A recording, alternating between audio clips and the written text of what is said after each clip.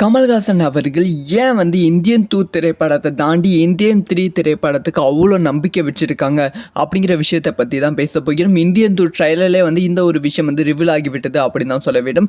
இதை பற்றி டீட்டெயிலாக தான் பேச போகிறோம். அதாவது கமல்ஹாசன் அவர்கள் நான் இந்தியன் 3 ஸ்டோரி கேட்டுட்டு அப்புறம் தான் இந்தியன் 2 வந்து நடிக்க ஒட்டுக்கிட்டேன் அப்படிங்கிற விஷயத்தை வந்து ஏற்கனவே ஒரு ஸ்டேஜில் வந்து சொல்லியிருந்தாங்க இசை வெளியீட்டு விழாவில்.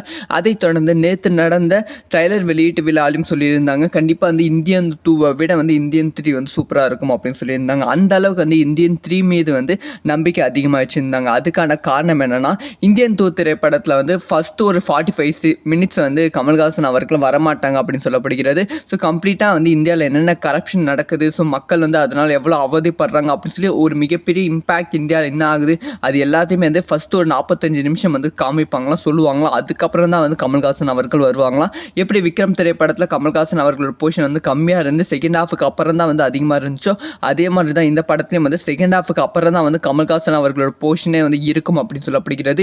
இந்தியன் 3ல வந்து கம்ப்ளீட்டாக வந்து கமல்ஹாசன் அவர்கள் போர்ஷனை வந்து இருக்கும் அப்படின்னு சொல்லப்படுகிறது. அதனால தான் வந்து தொடர்ந்து வந்து கமல்ஹாசன் அவர்கள் வந்து இந்த மாதிரி வந்து இந்தியன் 3க்கு எதிர்பார்ப்பு அதிகமாக இருக்குது அப்படின்னு சொல்லியிருந்தாங்க. அதே மாதிரி தான் வந்து ட்ரைலர்லேயும் வந்து முக்கால்வாசி ட்ரைலர் வந்து கமல்ஹாசனை வந்து காமிக்கவே இல்லை, கடைசியில் தான் வந்து கமல்ஹாசனை காமிச்சிருந்தாங்க.